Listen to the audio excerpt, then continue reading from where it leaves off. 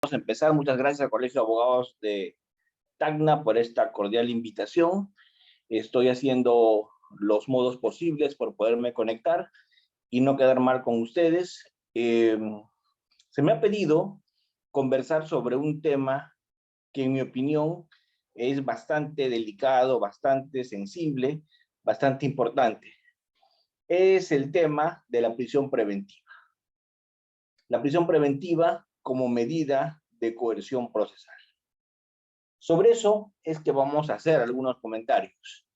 Me ha tocado hablar algo del marco teórico en la tarde, más entrada noche. Van a tener otro ponente con el que van a seguramente profundizar más. En lo que a mí respecta, voy a hacer algunos comentarios puntuales sobre este tema que a mi modo de ver es bastante importante. De hecho, el nuevo modelo procesal penal que se está aplicando ya hace varios años en Tacna, es un modelo que hoy día ya creo que nadie duda, yo creo que nadie discute. Hoy día el modelo del Código Procesal Penal del 2004 es un modelo de corte acusatorio, pero es un modelo de corte acusatorio que ya, a diferencia de los primeros años de la reforma, nadie hoy día sostiene que es un modelo garantista. Hasta los docentes más fanáticos que hablaban de modelo garantista, adversarial, que hablaban de modelo de influencia del common law, que hablaban de ese tipo de modelos, hasta esos docentes hoy día admiten, hoy día pregonan, que nuestro modelo es un modelo acusatorio simplemente, pero un modelo acusatorio de corte más bien eurocontinental. Un modelo acusatorio de corte eurocontinental que no tiene nada que ver pues con lo adversarial. No tenemos un modelo de teoría del caso, no tenemos un modelo donde hay una investigación por parte de la Fiscalía y una investigación paralela o posterior por parte de la defensa. Lo que hoy día está claro es que tenemos una investigación oficial, una investigación única, donde se hacen actos de investigación de cargo y de descargo. Una investigación que favorece a ambas partes. Eso hoy día está más que claro. Eso hoy día está evidenciado. Entonces, en ese contexto, hablar de medidas de coerción es hablar de medidas de aseguramiento. Hablar de medidas que van a buscar asegurar el pago de una reparación civil, el cumplimiento efectivo de una sentencia, pena privativa de libertad efectiva, que van a asegurar el acopio de información probatoria. Hoy día, hablar de medidas de coerción es hablar de un tema que, a mi modo de ver, es tangencial en todo el proceso. Porque tiene que haber un equilibrio, pues. Tiene que haber un equilibrio entre garantías y eficiencia. Un modelo tiene que ser un mix. El modelo tiene que ver con una mixtura. Por un lado, garantías y por otro lado, eficiencia. Porque si solamente el modelo sirve para garantizar los derechos de las personas, si el modelo es neta y plenamente garantista, tal vez se pierda de vista que el proceso penal sirve para que la gente viva en paz. Se deje mucho espacio para la impunidad. Se generen ciertas situaciones que en alguna medida nos podrían generar en la sociedad, en la población, un clima de irrespeto, de justicia por mano propia. Se podría percibir una sensación de que el sistema de justicia no está sirviendo. Entonces, ¿cuál es el gran tema? El gran tema es buscar ese justo medio. ¿Y qué es buscar ese justo medio? Buscar ese justo medio es, en alguna medida, equilibrar lo que es el garantismo con lo que es la eficiencia o el eficientismo. Dentro del eficientismo, se encuentra pues esto de las medidas de coerción entre las cuales está la prisión preventiva.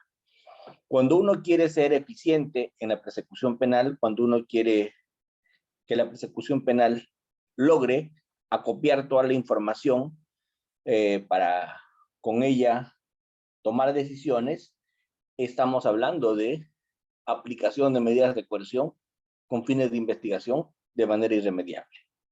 Lamentablemente, a veces, para establecer la verdad, para descubrir los que quieren llamarlo así, o para reconstruir los que quieren llamarlo así, ¿qué es lo que ocurrió? A veces toca hacer medidas que vayan a limitar o afectar derechos fundamentales. A veces, digo, va a tocar medidas que van a limitar o afectar derechos fundamentales. Como por ejemplo, vamos a mirar que en ocasiones vamos a tener que aplicar prisiones para asegurar que la sentencia se cumpla, o vamos a tener que aplicar medidas de corte tuitivo coercitivo. Toca satisfacer, toca cumplir algunos fines del proceso penal. Eso es lo que van a garantizar las medidas de coerción, que los fines del proceso penal se cumplan, que la pena que se impondría eventualmente en un proceso penal sea ejecutada y no quede la justicia pírrica porque nunca se cumplió la pena que se impuso. Que la reparación civil se abone, que se acopie material probatorio, que no se siga cometiendo delitos. Entonces, para todo eso, lamentablemente va a tocar, bajo la bandera del eficientismo, la aplicación de medidas de coerción. Entonces, con esto quiero empezar hoy día. ¿Qué son las medidas de coerción? Las medidas de coerción son limitaciones. Las medidas de coerción son restricciones. Las medidas de coerción son afectaciones a derechos fundamentales. Toda medida de coerción, sin excepción, toda medida de coerción implica eso, la afectación o la restricción o la limitación de un derecho fundamental. La pregunta es, ¿por qué se hace esa limitación, esa afectación o esa restricción de un derecho fundamental? Para cumplir los fines que les he mencionado. Se hace para cumplir con esos fines. Tal vez, de todas las limitaciones o restricciones a derechos fundamentales que se hacen en el proceso penal, tal vez de todas las restricciones o limitaciones de derechos fundamentales, de todas las medidas de coerción, la más gravosa, la más fuerte sea la prisión preventiva. ¿Y por qué digo que la más gravosa, que la más fuerte es la prisión preventiva? Porque solo y únicamente con prisión preventiva una persona es ingresada a un establecimiento penal. No se ingresa a un establecimiento penal si no es con prisión preventiva. Claro, dentro de las medidas de coerción, porque también se puede ingresar a un penal con una pena efectiva que te mande a cumplirla, sin duda, pero eso es cuando hay condena. Pero con medidas de coerción, la única forma de ingresar a un penal, la única forma de perder tu libertad es si te aplican una medida de prisión preventiva. Entonces, por eso es que la medida más fuerte, la medida más extrema de todas es la prisión preventiva. Porque consiste en que mientras dure el proceso penal, a la persona, al ser humano, lo vamos a privar de su libertad. ¿Y por qué lo vamos a privar de su libertad? Lo vamos a privar de su libertad porque queremos evitar que fugue. Lo vamos a privar de su libertad porque queremos evitar que la sentencia no se cumpla, porque queremos evitar que perturbe la actividad probatoria. Y por qué no decirlo, también aun cuando acá hay discrepancias y hay debate, para evitar que continúe cometiendo delitos mientras dure el proceso. Entonces, para todo eso, se tiene que aplicar una medida de prisión preventiva cuando corresponda. ¿Sí? Esta aplicación de una medida de prisión preventiva tiene ciertos requisitos, tiene que cumplir ciertos principios y se tiene que dar dentro del marco de ciertos presupuestos. A eso nos vamos a abocar en buena parte de la sesión de hoy día, a hablar de los principios de la prisión preventiva como medida de coerción, de los presupuestos de la prisión preventiva y de los requisitos de la prisión preventiva. Entonces, vamos a empezar primero con el principio de legalidad. Vamos a hablar primero de los principios. Y dentro de los principios, del primer principio que me voy a ocupar, del principio de legalidad. ¿En qué consiste? ¿Qué cosa es el principio de legalidad? El principio de legalidad parte de una premisa. Toda medida de coerción únicamente se puede aplicar si está prevista en la ley. No puede haber ninguna medida de coerción, no puede aplicarse a ninguna medida de coerción que no está prevista, que no está regulada en la ley. Las medidas de coerción necesariamente tienen que estar previstas y reguladas en la ley. Si una medida de coerción no está regulada en la ley, esa medida de coerción no puede ser aplicable. ¿Cómo se llama ese principio? Ese principio se llama principio de legalidad. La medida de coerción tiene que estar prevista en la ley y solo se va a aplicar conforme la ley lo ordene. Principio de legalidad. Segundo principio de judicialidad. Judicialidad. ¿Qué quiere decir el principio de judicialidad? El principio de judicialidad quiere decir que solamente el juez puede dictar prisión preventiva. El único sujeto legitimado para dictar prisión preventiva es el juez. Solo el juez y nadie más que el juez puede dictar prisión preventiva. El fiscal solicita la prisión preventiva. El juez jamás la va a dictar de oficio. El juez es el único que la puede dictar, pero solo la dicta a pedido del fiscal. Eso se llama principio rogatorio o principio de rogación. Las medidas de coerción como la prisión preventiva solo se dictan a pedido. Y eso es en el Perú a pedido del director de la investigación, que es el fiscal, ante el juez de garantías o el juez de investigación preparatoria, que es el que va a dictar la medida. Entonces, ahí vamos con tres principios. Primer principio, legalidad. Principio de legalidad, solo se aplica una medida cuando está prevista en la ley, solo se aplica de la forma en que la ley así lo establece. Y por último,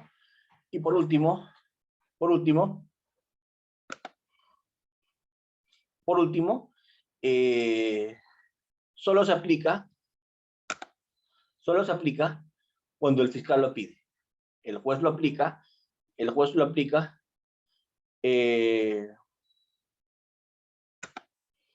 pero solo cuando la ley así lo establece. Solo así lo aplica el juez, cuando la ley así lo establece y cuando el fiscal así se lo pide. Entonces tenemos tres principios: legalidad, judicialidad y rogación. El otro principio que se debe discutir mucho en coerción procesal es el principio de debida motivación. ¿Qué nos dice el principio de debida motivación? Nos dice que para que se dicte una medida de prisión preventiva, el fiscal tiene que hacer el pedido motivado, diciendo por qué, cuáles son los hechos que están generando vinculación con el delito, cómo hay elementos de convicción por el delito, cómo es que esa medida es proporcional, por cuánto tiempo la quiere y todo lo demás. La petición del fiscal tiene que ser motivada y la decisión del juez que concede, la decisión del juez que ordena la medida, también tiene que ser debidamente motivada. Entonces, ahí abarca el principio de debida motivación. Decisión motivada y motivación total. Muy bien.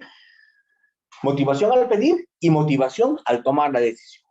Luego tenemos el principio de proporcionalidad, que quiere decir que tiene que establecerse, tiene que verificarse que la medida es necesaria, que la medida, además de ser necesaria, es una medida útil, necesaria y proporcional en estricto.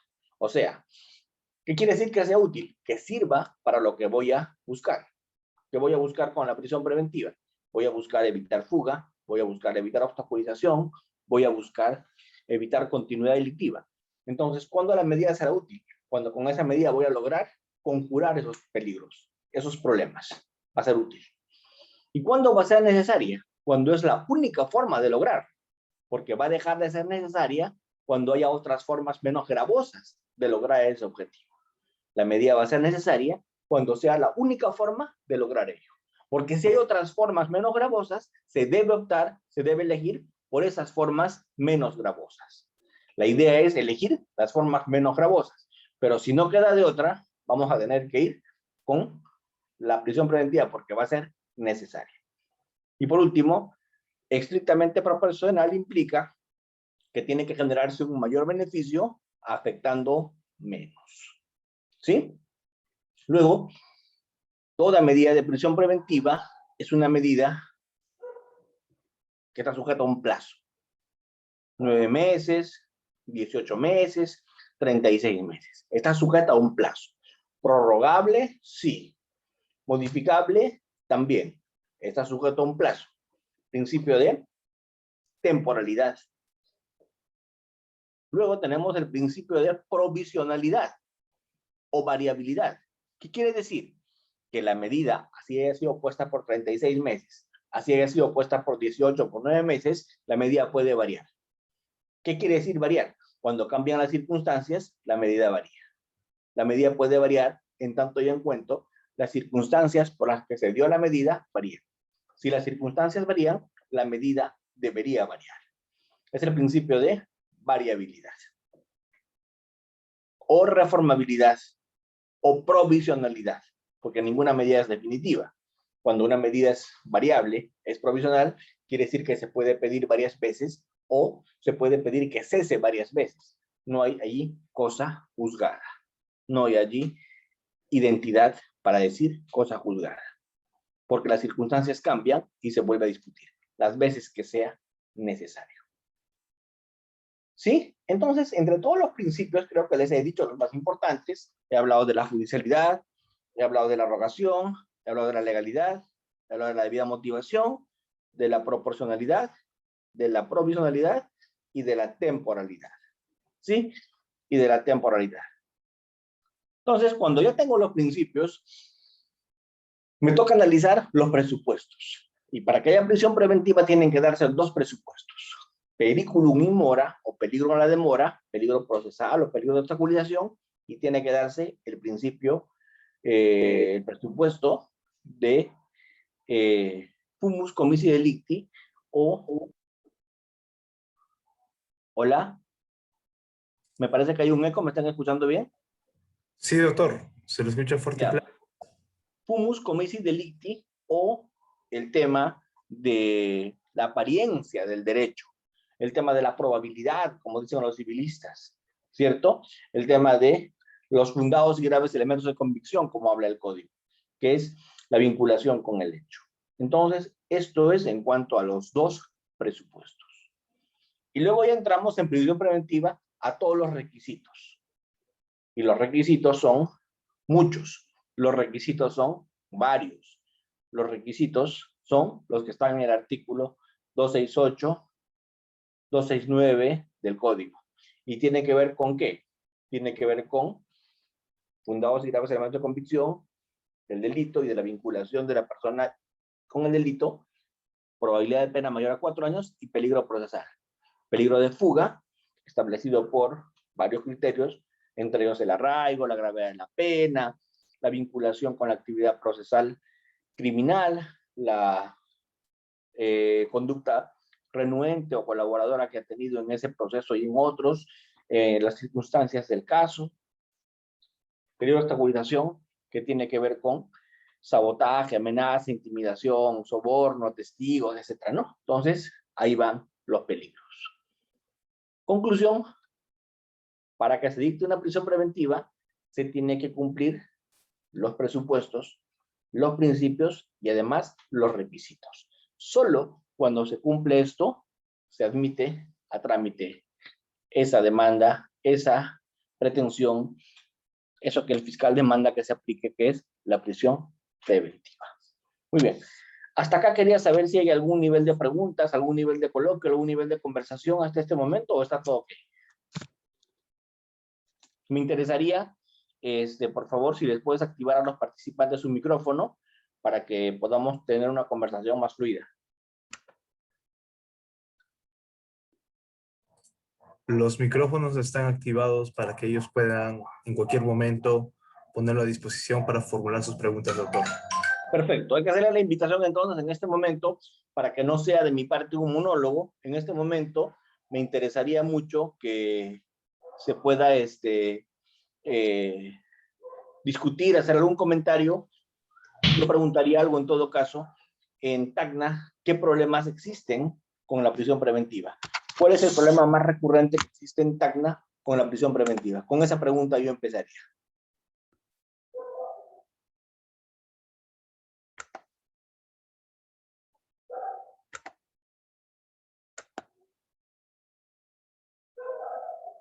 ¿Nadie?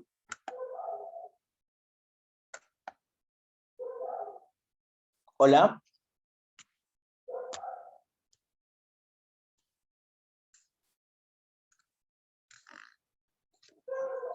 ¿Hola? ¿Me escuchan? Perdonen, el internet se me está zapateando. Perdón, un segundito.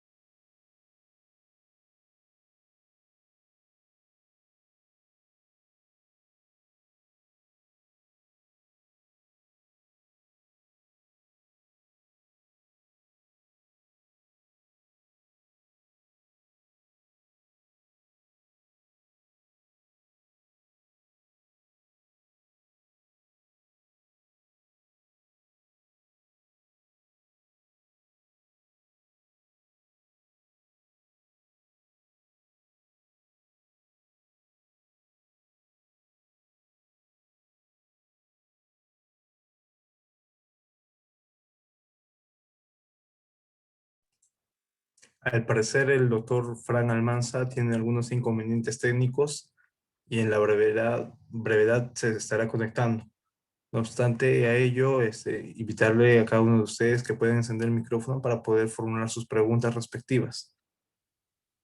Y a todos los que nos siguen en la transmisión en vivo, de la misma forma pueden dejarnos sus preguntas en los comentarios y se les dará lectura a cada uno de ellos.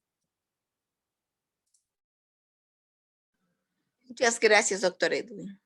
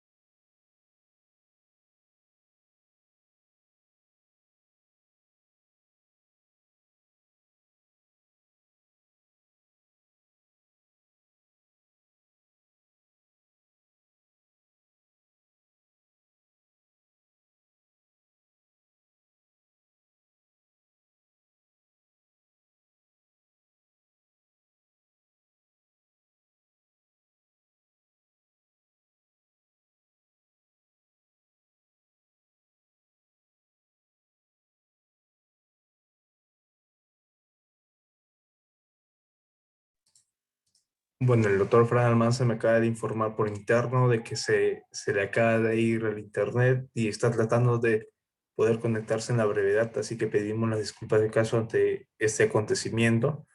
Puede suceder a cualquiera de los ponentes. Reitero, lamentamos este hecho, no lo tenía previsto. Solamente les pido la paciencia respectiva para que el doctor vuelva a reintegrarse con nosotros a esta sexta sesión. Asimismo, compartimos la información a todos los agremiados que nos siguen en la transmisión en vivo, que la misa por todos nuestros agremiados que hoy descansan en paz está también por iniciar a través de la página de San Pedro Vicaría Tacna, que tiene como hora de inicio a las 7 de la noche. Reitero, hay una misa que está por realizarse a las 7 de la noche por todos los agremiados que hoy descansan en paz y también por la salud de los familiares y agremiados que están en la lucha contra esta pandemia. Así que le invitamos a seguir a la página San Pedro Vicaría Tacna y también compartiremos la transmisión por nuestra página oficial del Ilustre Colegio de Abogados de Tacna. Así que en breve vamos a continuar con la sesión una vez que el doctor se reintegre con nosotros a esta sexta sesión con el tema prisión preventiva parte 1.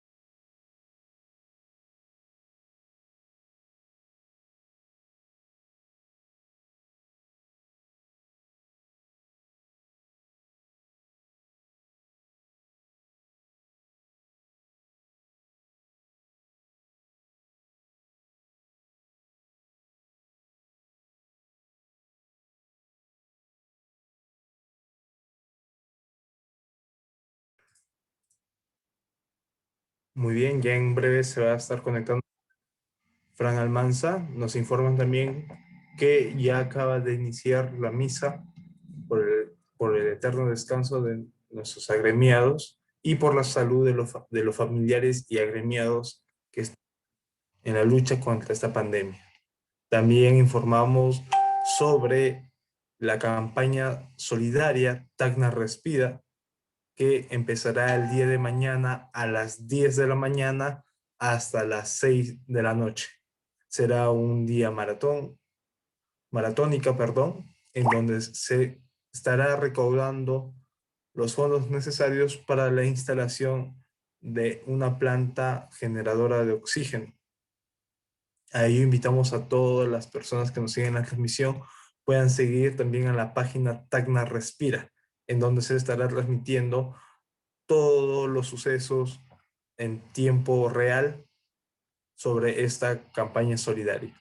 Así que los invitamos a la campaña Tacna Respira y síganlo en Facebook. Muy bien, ya el doctor está a punto de ingresar. Solamente es cuestión de segundos para poder continuar con esta interrupción.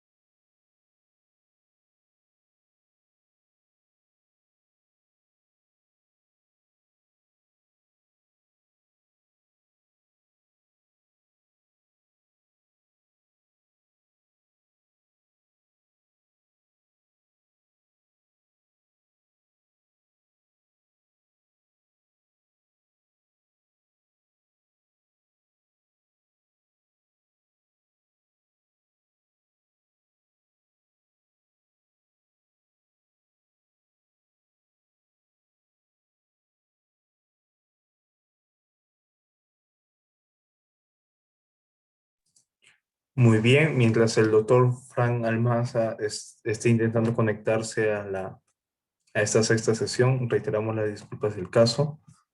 Es un problema técnico que es netamente del doctor y él se encuentra en la ciudad de Lima.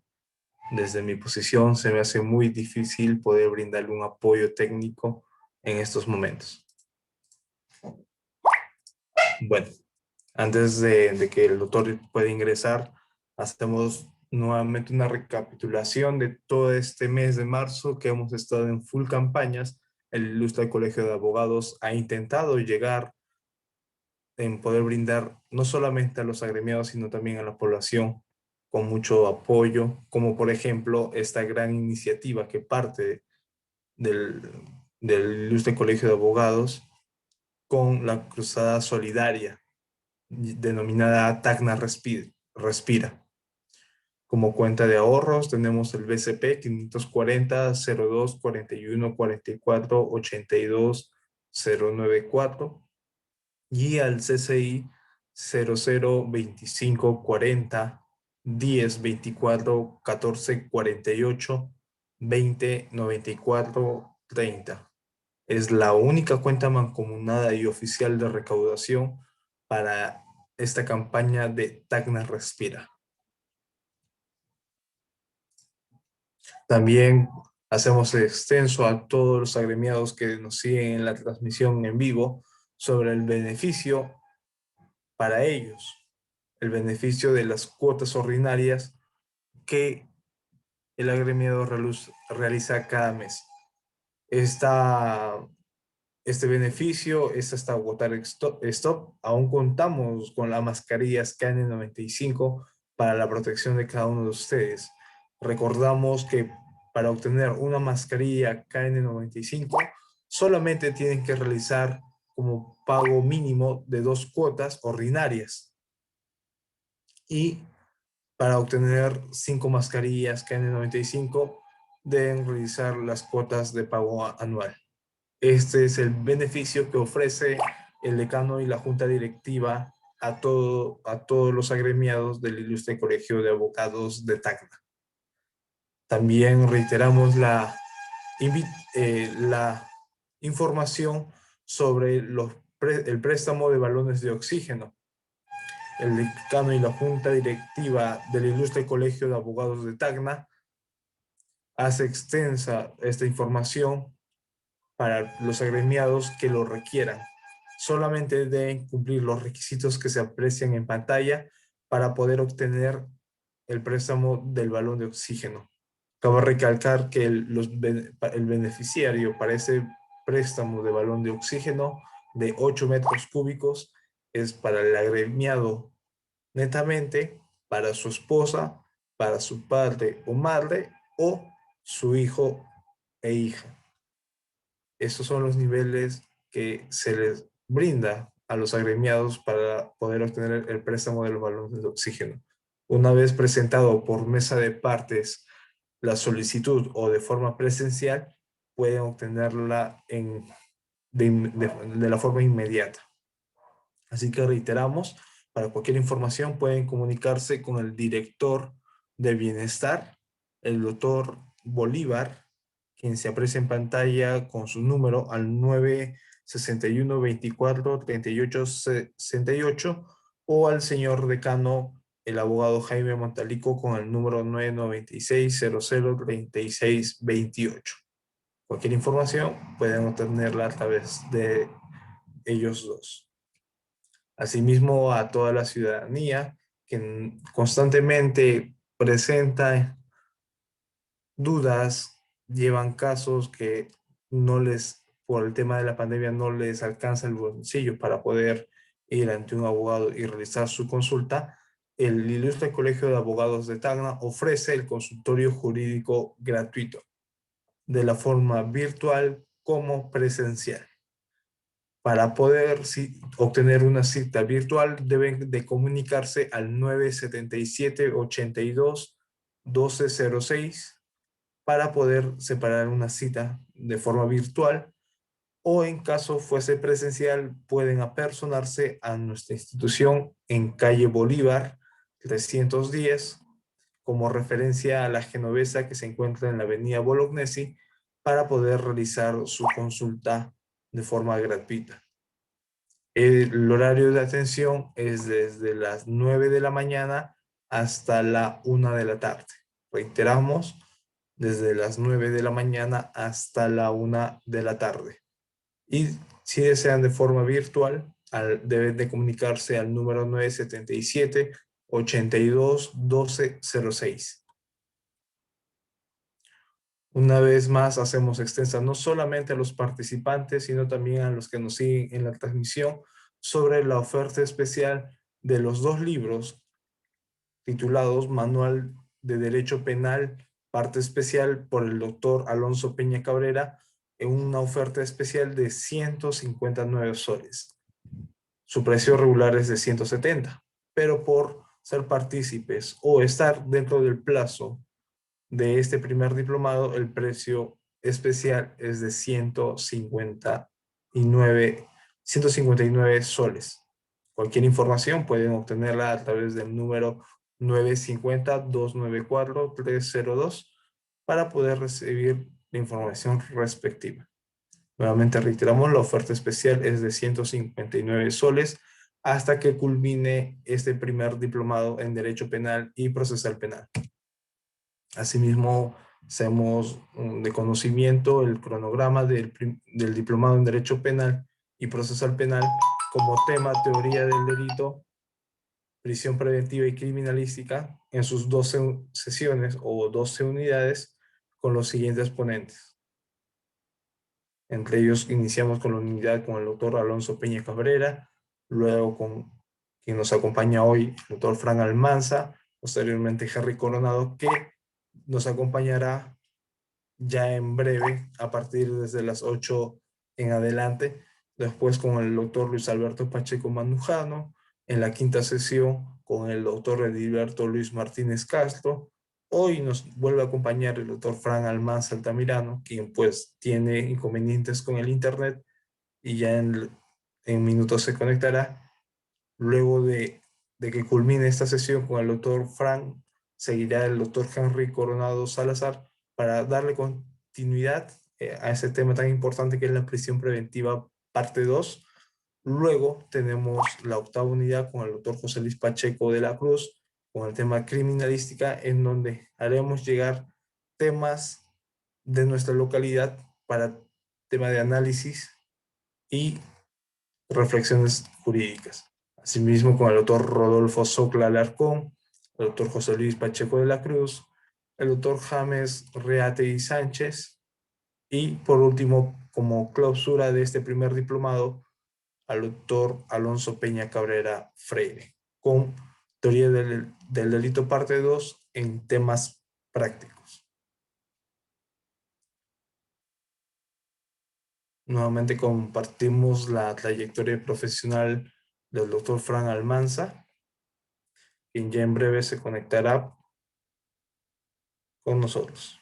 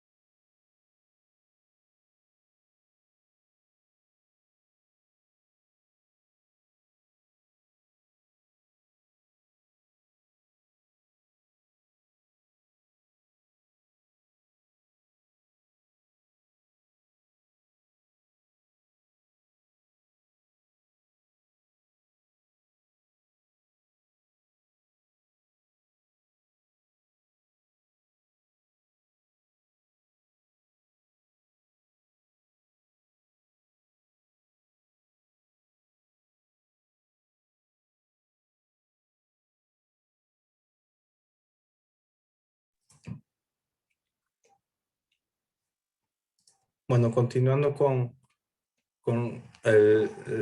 la proyección de las diapositivas, también hacemos la invitación al webinar del día de mañana con el tema autoría y participación, con el doctor Alonso Peña Cabrera Freire, quien nos acompañará a partir desde las 4:30 de la tarde hasta las 7 de la noche.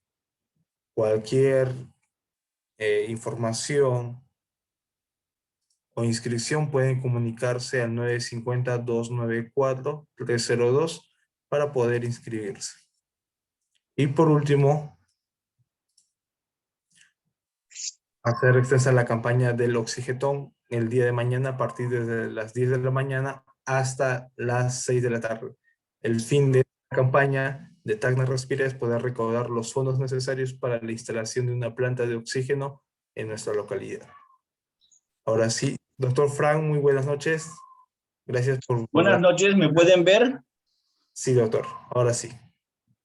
Qué pena realmente todos los incidentes que han pasado, pero bueno, mi voluntad es con ustedes, es conectarme, es estar en esta conversación, y bueno, la idea es continuar para que el programa no se interrumpa.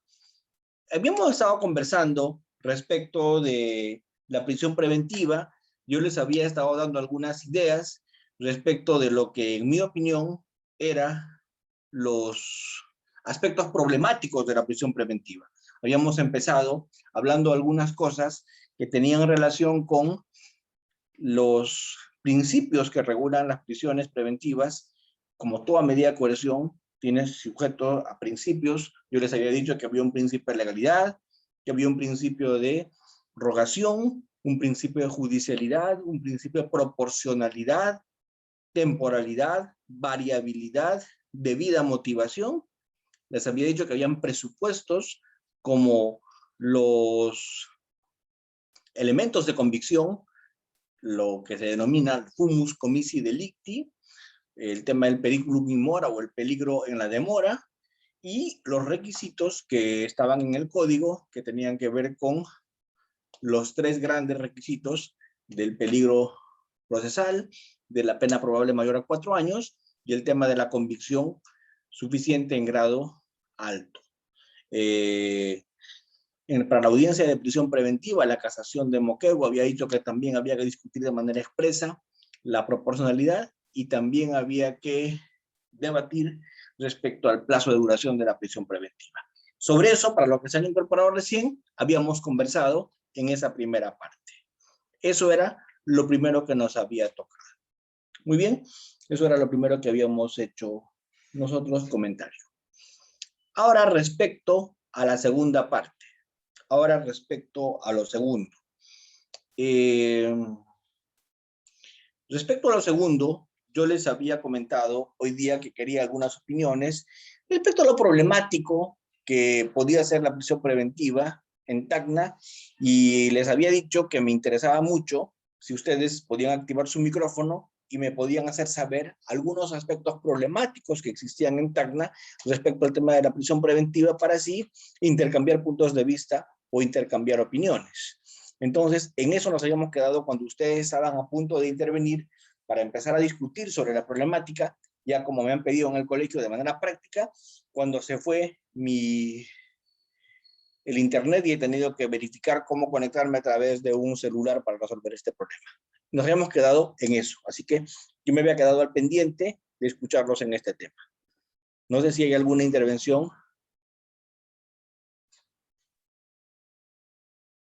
No. Doctor. Luis Paucar, adelante, por favor. Muchas gracias por participar. Doctor, buenas noches. El problema es cuando solicitan la prisión preventiva. Un momentito, doctor, están fallando acá. Ya, ahora sí. Ya, doctor. Cuando solicitan la prisión preventiva, en el ámbito de los arraigos domiciliarios, familiar, lo que más se enfocan los fiscales, así una persona viva alquilada, o sea, dice, su famosa frase, ¿no? No tiene arraigo de calidad.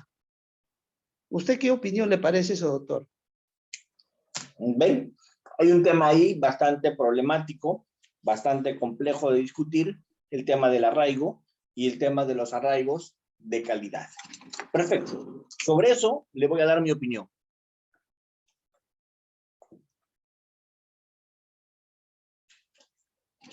Cuando hablamos de arraigos, yo sí soy un convencido de que hay niveles de arraigo.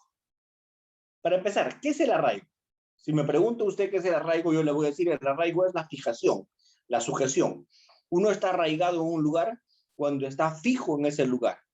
Uno está arraigado en ese lugar cuando está sujeto a ese lugar, cuando no se va a mover de ese lugar. Por eso decimos, estoy arraigado, estoy fijo, estoy sujeto en un lugar. Ese es el arraigo. Ahora, este arraigo, entendido como fijación o sujeción en un lugar, se puede dar por muchas razones. Una razón es el tema familiar. Obviamente, el que tiene familia va a estar más sujeto a un lugar por el apego a su familia que el que no tiene familia. Se lo voy a plantear así. Cuando yo tengo esposa, conviviente, pareja, y tengo hijos, obviamente tengo más arraigo familiar que cuando tengo únicamente padres. Cuando no tengo ni padres, ni esposa, ni pareja, ni hijos, y solamente tengo hermanos, obviamente tendré menos arraigo todavía. Y cuando soy solo, ya pues no tendré ningún arraigo familiar. Entonces, el arraigo sí admite grados. El que tiene más hijos, más familia, más calidad de arraigo va a tener ahí. Si tengo esposa y tengo hijos, tengo una familia respecto a la cual debo velar, tengo más arraigo. Si solamente tengo hermanos, tal vez tengo menos arraigo familiar. Entonces, el arraigo sí es por grados. En mi opinión, hay grados de arraigo. El arraigo familiar tiene grados. Luego, el arraigo laboral también tiene grados. Y con esto yo no estoy discriminando, ¿cierto? El arraigo laboral tiene grados porque no es lo mismo tener un trabajo donde eres nombrado, tener un trabajo donde tienes un contrato a plazo indeterminado, que si haces trabajos eventuales o te recurseas a con lo que te pagan. Obviamente en ambos casos hay un trabajo, en ambos casos hay un arraigo laboral. La diferencia es cuál de los dos arraigos es más fuerte. Y yo voy a insistir en que va a ser más fuerte el tema del arraigo que te da un trabajo más estable que otro. Entonces hay arraigos de calidad. En el tema del domicilio, no es lo mismo domiciliar en la casa de tus padres que domiciliar en una casa así tú la alquiles. Si tú la alquilas o es casa propia, obviamente es un arraigo más fuerte respecto a que si ni siquiera tienes un sitio tuyo donde vivir, ya sea alquilado o sea propio. Porque si vivo en la casa de algún pariente o en la casa de mis padres, obviamente voy a tener menos arraigo. Entonces, se ha satanizado el hecho de los distintos tipos de arraigo. Pero yo sí creo que eso no es discriminatorio, porque hay arraigos por grados. Hay arraigos más fuertes y arraigos más débiles. Esa es mi opinión, doctor Luis Paucar, y se la doy. De hecho, que usted no va a concordar conmigo, pero bueno, para eso está el derecho, para debatir y discutir. Sí, doctor, muchas gracias. No, qué ocurrencia, gracias a usted por su participación. Tal vez alguna otra intervención.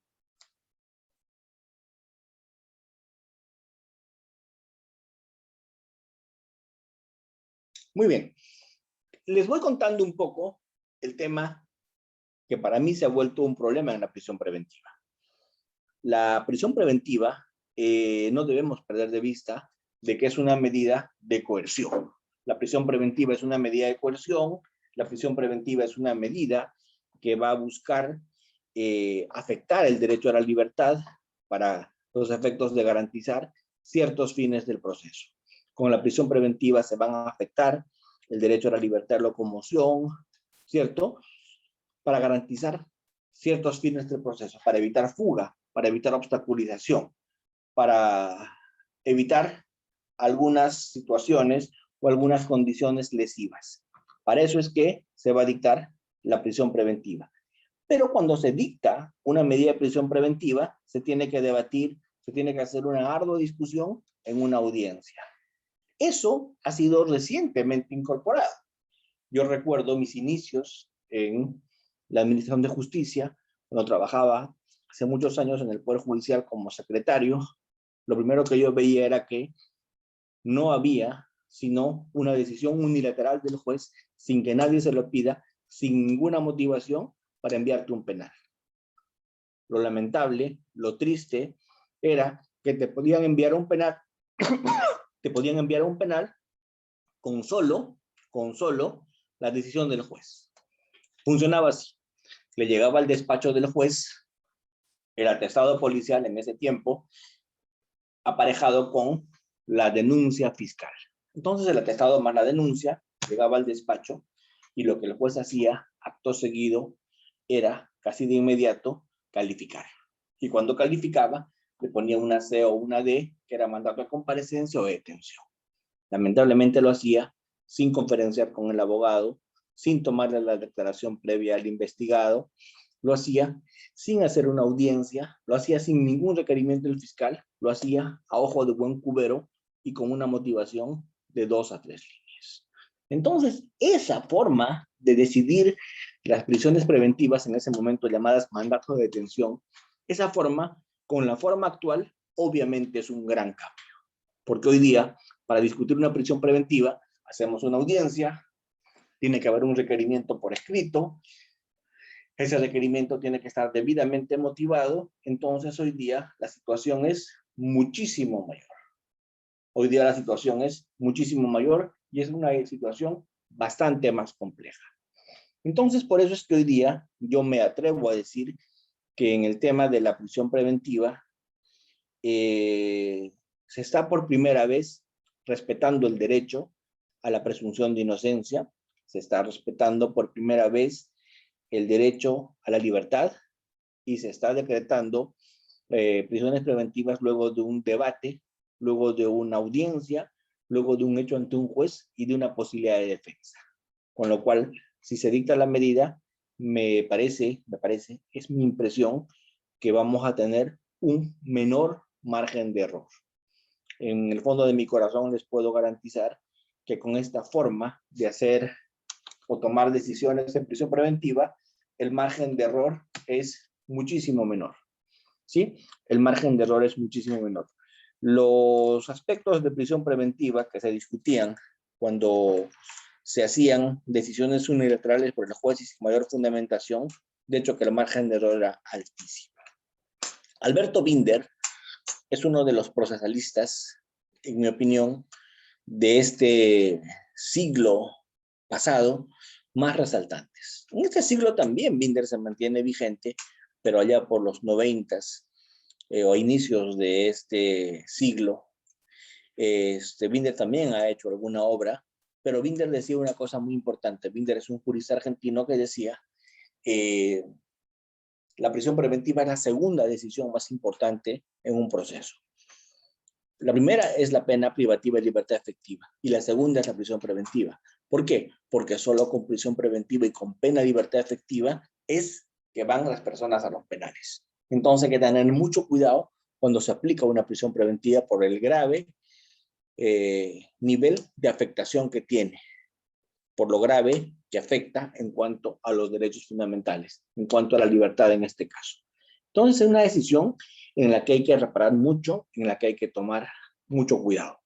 Sin embargo, nos hemos ido, parece, de un extremo al otro, pero de una decisión terrorífica, que era una decisión hecha por un juez sin audiencia, una decisión hecha por un juez según su estado de ánimo, sin motivación, sin tomar declaraciones, sin que nadie se lo pida como era antes la prisión preventiva o mandato de detención en ese tiempo, a lo que es ahora audiencias que duran semanas, donde un poco más si se quiere actuar a prueba, se quiere discutir tipicidad, se quiere hacer todos los debates posibles un poco más y se termina haciendo un mini juicio en una prisión preventiva. Creo que nos hemos ido de un extremo al otro.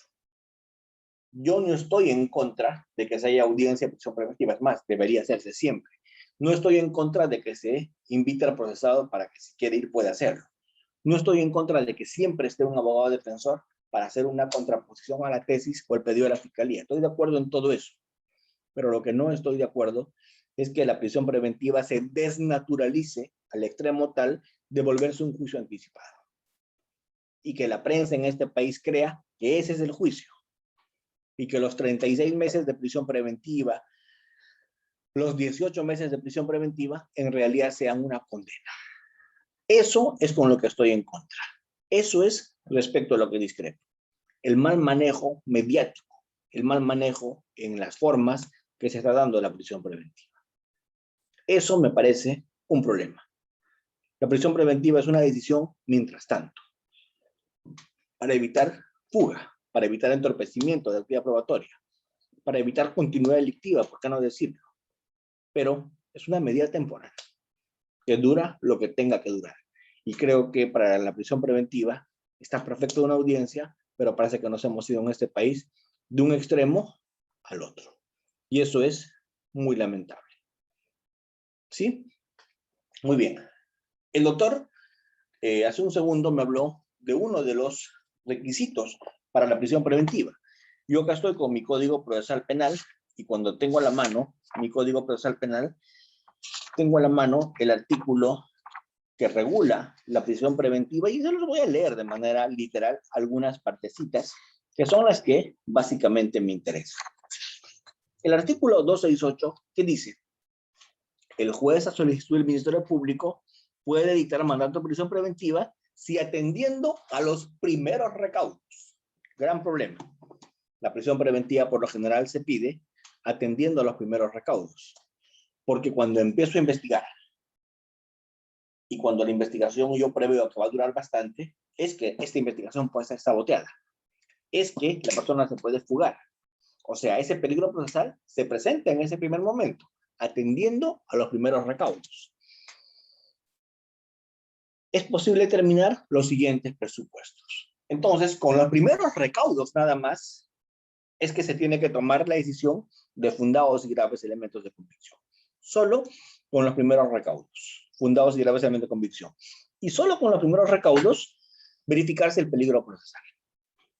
De un tiempo a esta parte, hay una barbaridad jurídica que salió en cierto acuerdo plenario y en cierta sentencia plenaria casatoria, 01 del 2017, donde se dice que para prisión preventiva hay que poner un nivel de sospecha, un nivel de conocimiento mayor incluso al de la acusación. Y eso es pues un absurdo.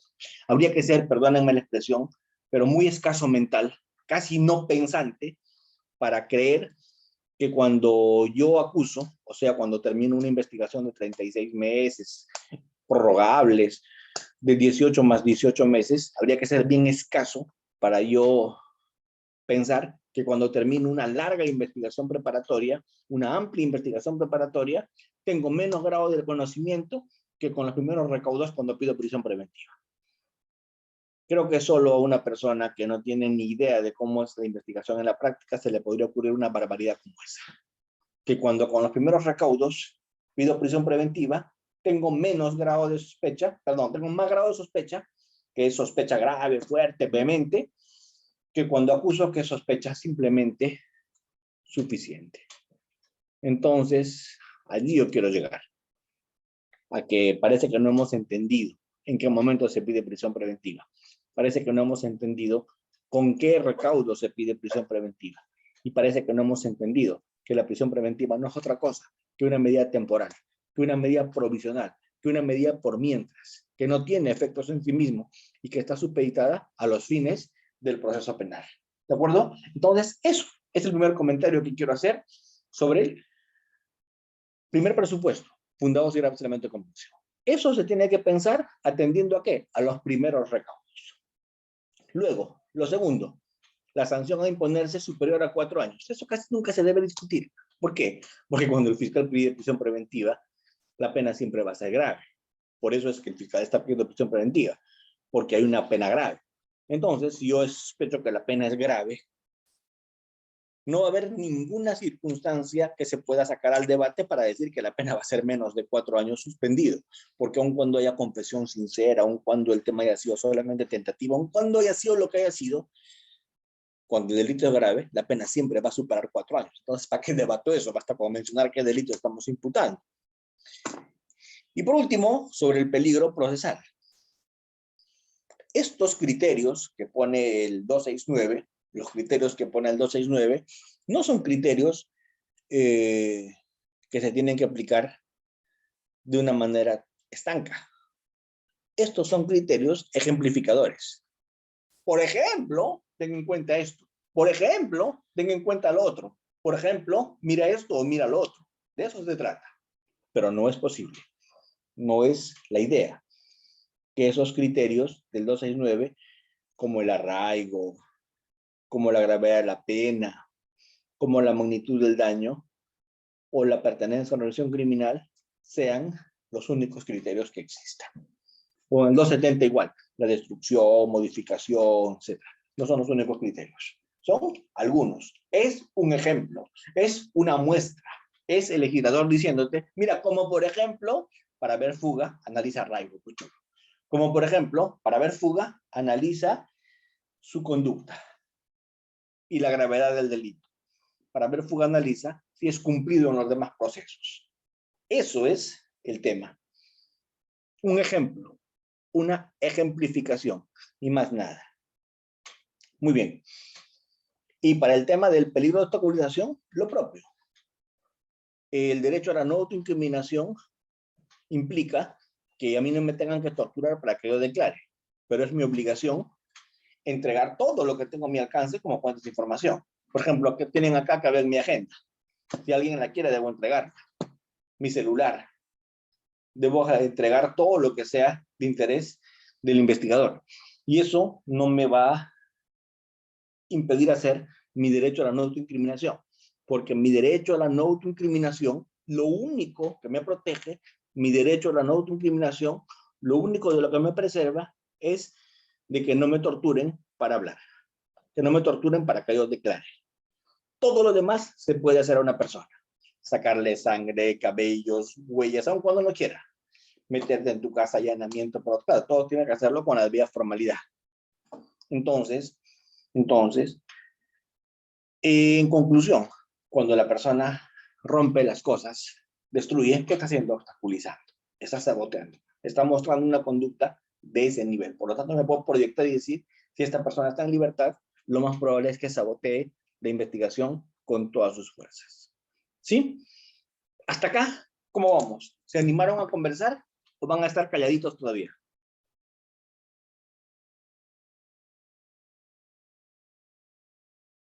¿Están allí?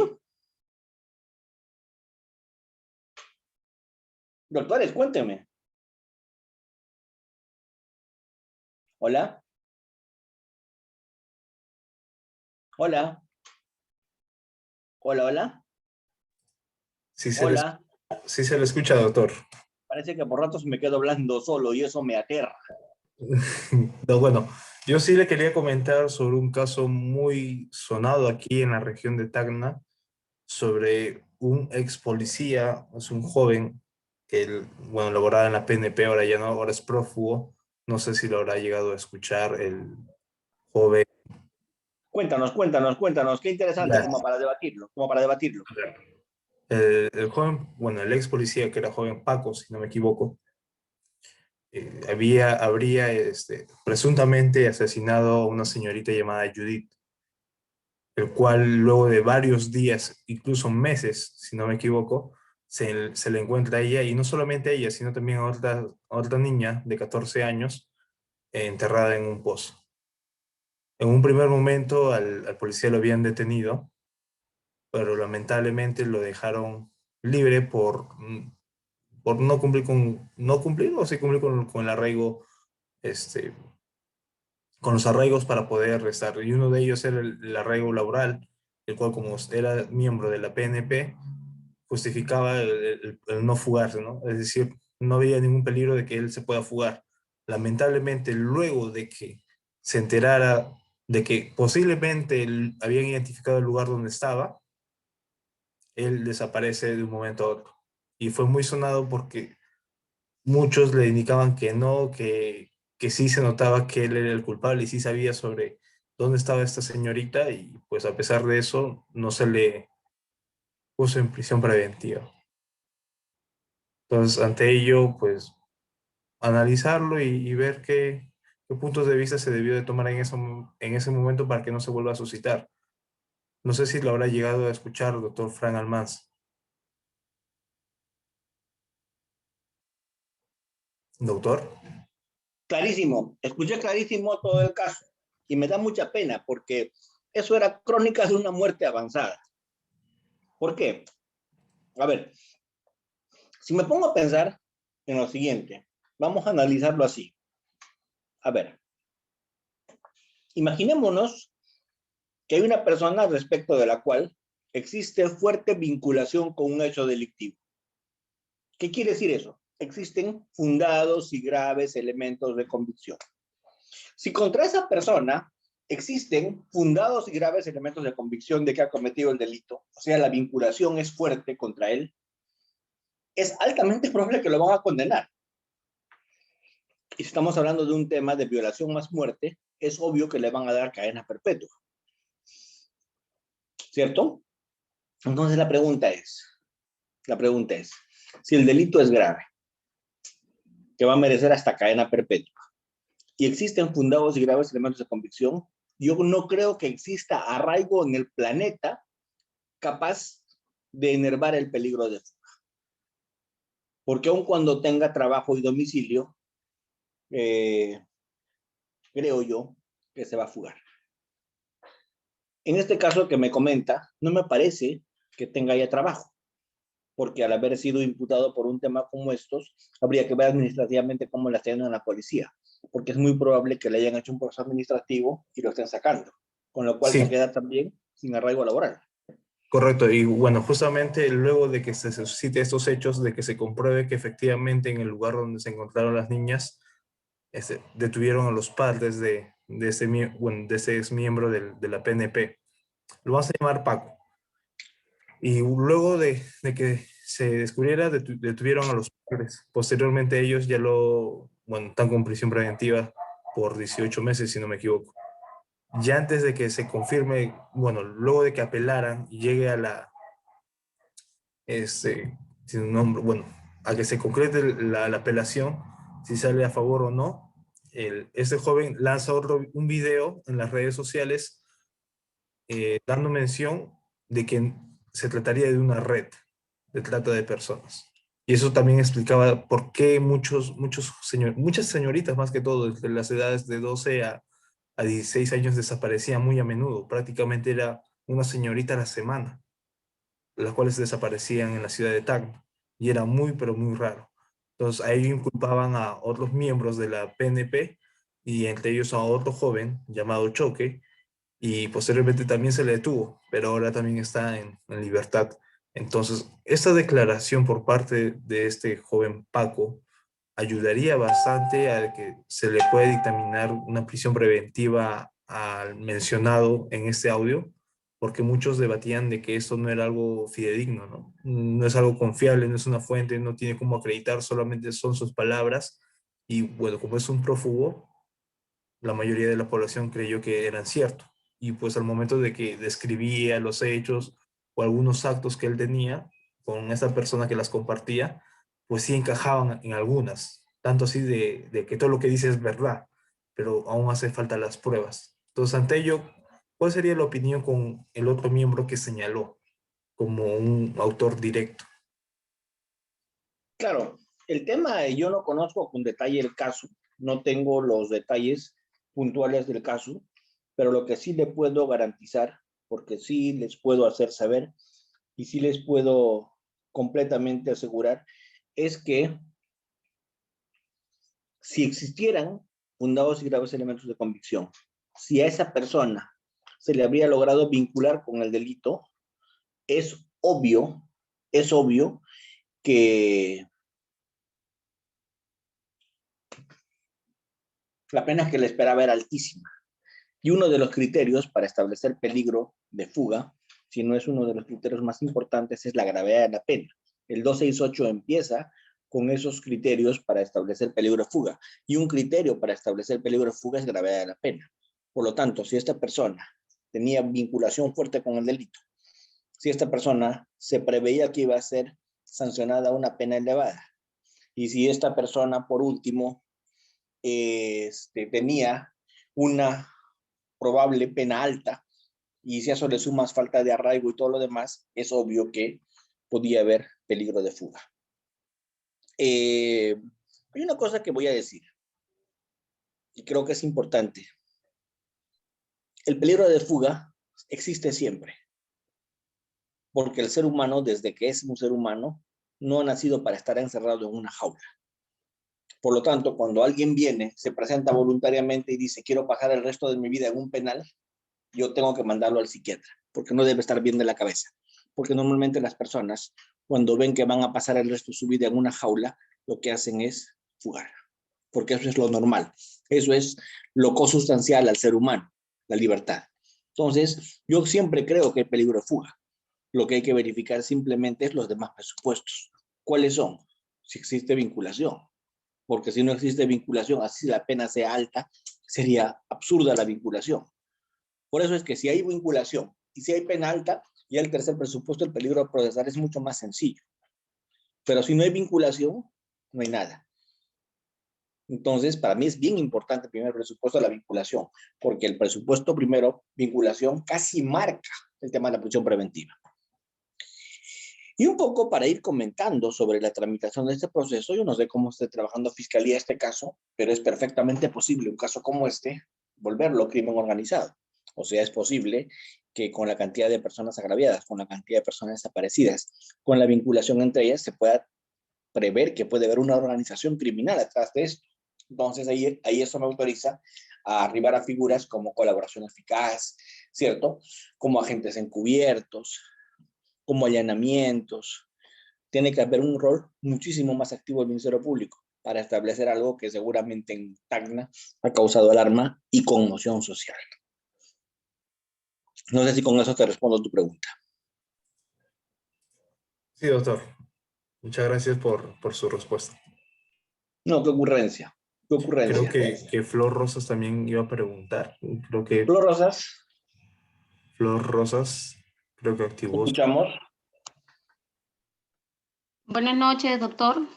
Buenas noches a Hola, todos ¿cómo los estás? colegas. Buenas noches. Doctor, ahora que estamos hablando del tema de la prisión preventiva, ¿no? Si bien es cierto, estamos pasando por un estado de emergencia, una pandemia, ¿no? Entonces, este tema de la prisión preventiva, pues, se acopla también a estos temas, a las circunstancias que pasamos hoy en día, ¿no? Tal es así que el decreto legislativo 1513, ¿no? Nos habla del cese de la prisión preventiva, ¿no? En la cual tiene que cumplirse dos requisitos que pide ahí para que puedan egresar de forma masiva los reclusos, ¿no? Entonces, doctor, ¿qué opinión le merece a usted esto, puesto que hay ciertos delitos considerados como graves que están excluidos, ¿no? Y delitos no graves, podemos decirle así, no están incluidos dentro de ello. Pero sin embargo, mi duda acá que me trae, ¿no? Un poco a decir, ¿no? ¿Cuándo consideramos un delito grave o no grave? Pues que, por ejemplo, ¿no? Es un tema de debate y hoy en día se da en las audiencias de prisión preventiva.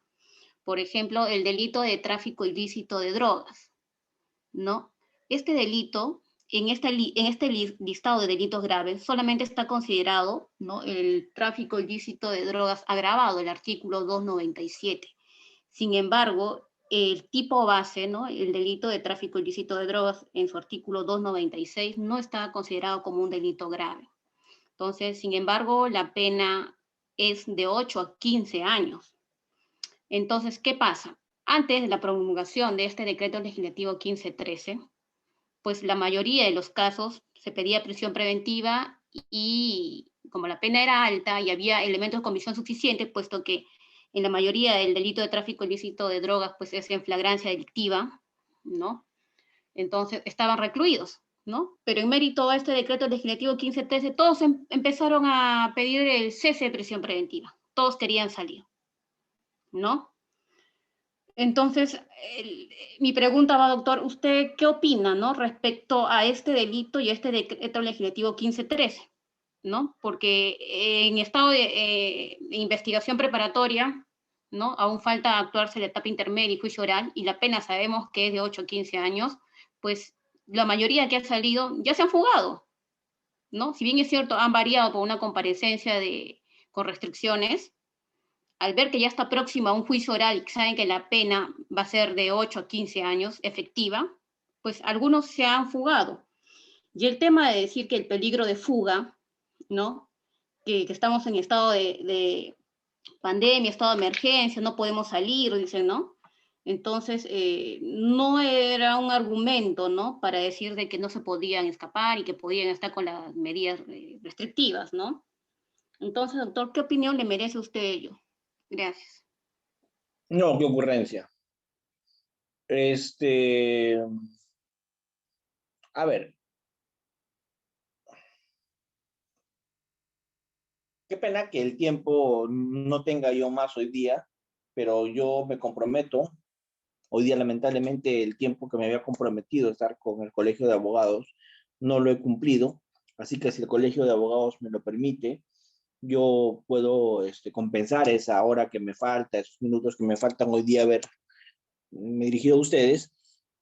De pronto, la siguiente semana, podríamos reunirnos para tocar este tema, porque este tema que la doctora ha puesto a colación, este tema de la cesación, este tema de la prolongación, estos temas relacionados con las consecuencias posteriores de la prisión preventiva, es un tema muy, muy rico, es un tema donde se puede conversar mucho, porque como bien lo ha dicho la doctora, eso ha generado en este momento unos niveles de contumacia altísimos, porque la gente que ha salido en libertad ha obtenido estos beneficios cuando estaba pues en plenos juicios o cuando estaban con juicios por iniciarse y han dejado de presentarse a los juicios, no han asistido más.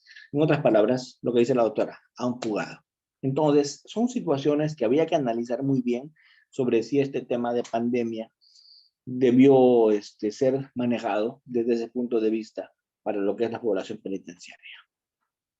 No sé si me tomas la palabra en el Colegio de Abogados para completar esto, porque entiendo que tienen otro docente a las 8 y yo también ya estoy imposibilitado de estar con ustedes.